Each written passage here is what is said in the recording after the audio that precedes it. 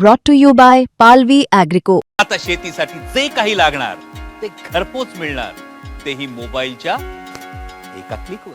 अंमली पदार्थ हा आज आपल्या समोरचा सगळ्यात मोठा प्रश्न आहे. महाराष्ट्रामध्ये अंमली पदार्थाच्या संदर्भात एक झिरो टॉलरन्सची आपण भूमिका घेतली आहे. अनेक वेळा लोक असं म्हणतात की बाबा इथे माल सापडतोय, तिथे माल सापडतोय. याचं कारण आहे की एक मोठं इंटेलिजन्सचं नेटवर्क तयार झालं आहे. केंद्र सरकारने आता सगळ्या राज्यांना एका पेजवर आणलं आहे. सगळे राज्य इंटेलिजन्स शेअरिंग करतायत. आपण तेलंगणामध्ये जाऊन पकडलं, आपण दिल्लीमध्ये जाऊन पकडलं, कारण इंटेलिजन्स शेअरिंग होत आहे. आणि म्हणून आता मोठ्या प्रमाणात आपण याची कारवाई सुरू केलेली आहे. आपण जर विचार केला तर साधारणपणे यामध्ये हजारो कोटी रुपयाचं ड्रग्स हे आपण पकडलेलं आहे. त्याची सगळी माहिती ती देत नाही आणि पकडल्यानंतर ते नष्ट करण्याचं काम आपण करतोय. म्हणजे ते पुन्हा सायकलिंगमध्ये यायला नको म्हणून दर 6 महिन्यांनी जेवढ्या वेगवेगळ्या युनिटमध्ये ड्रग पकडलं गेलं असेल त्याचं फॉरेन्सिक आपण त्याचा रिपोर्ट असतो. त्यामुळे त्या सगळ्या साठ्याची आपल्याला आवश्यकता नसते. आपल्याला त्याची परवानगी मिळते. तो सगळा साठा आपण जाळून टाकतो. तो पुन्हा रिसायकलिंगमध्ये आपण येऊ देत नाही. आणि खूप ठिकाणून येतोय. असं नाही काय होतं याच्यामध्ये, हे MD वगैरे तर नाना भाऊ पूर्वीच्या काळामध्ये जसं आपण आपल्याकडे गुऱ्हाळ असायचं, कढईमध्ये उसाचा रस टाकला की आपले सराटे घेऊन आपण त्यातनं राब काढायचो आणि गुळ तयार करायचो. असं मेफेड्रॉन तयार होतं. साध्या कढईमध्ये तयार होऊ शकतं. हा एक मोठा चॅलेंज आहे. म्हणजे आपण ते मोठे मोठे ड्रग्ज जे आहेत महागडाचे ते तर आपण पकडतोय, ते बाहेरून यावे लागतात. पण या ठिकाणी हे ड्रग्ज जे आहेत हे अतिशय सिम्पली तयार होत आहेत. आणि म्हणून याच्यावर इंटेलिजन्स व्यवस्था ठेवणे आणि त्याच्यावर कारवाई करणे आणि कडक कारवाई करणे. म्हणूनच आपण ड्रग्सच्या संदर्भात 2 गोष्टी केल्यात.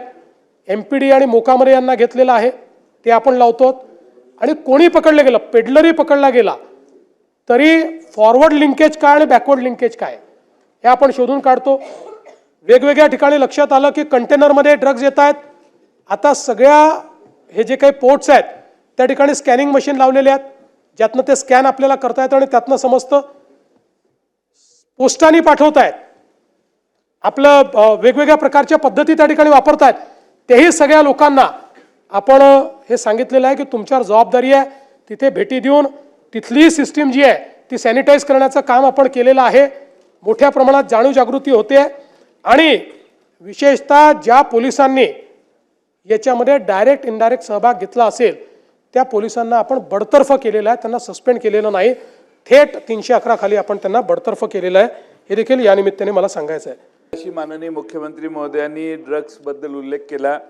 ती स्थगन 97 मी मांडलेले आहे. ज्या अर्थी साताऱ्यातील सावरी गावात मुंबई क्राईम ब्रांचने छापा टाकून MD ड्रग्ज कच्च्या मालासह 10 किलो साठा जप्त केलेला असणे, त्याची किंमत 15 कोटी रुपये असणे, काही लोकांना ताब्यात त्यांनी घेणे, त्याचबरोबर महाराष्ट्रातल्या विदर्भात देखील असंच वर्ध्याला 192 कोटीचं MD ड्रग्जचं प्रकरण सापडणं, वर्धा पोलिसांचा खरा चेहरा केला उघड अशी एक बातमी आहे. असे काटोल तालुक्यात देखील अध्यक्ष महोदय वैभव काळे याच्याकडे 33 किलो गांजा सापडला. तो ग्रामपंचायतीचा सरपंच आहे आणि डोरली भांडवलकर या ग्रामपंचायतीचा सरपंच आहे. अध्यक्ष महोदय, हे सगळं राजकीय माणसं देखील आता ड्रग्जमध्ये आहेत. आणि काटोल पोलीस स्टेशनमध्ये आमचे अनिल देशमुखांनी स्वतः जाऊन पोलीस निरीक्षकांची भेट घेऊन मग गुन्हा दाखल झाला. पोलिसांच्यावर प्रचंड दबाव होता. म्हणून अध्यक्ष महोदय, हे जी प्रकरणं गेल्या 2-3 दिवसात पुढे आलेली आहेत त्याच्यासाठी सरकारने ताबडतोब, त्यांनी सांगितलंच आहे, तर त्याप्रमाणे लवकरात लवकर ॲक्शन घ्यावी असं आमची आग्रही विनंती आहे. ठीक आहे.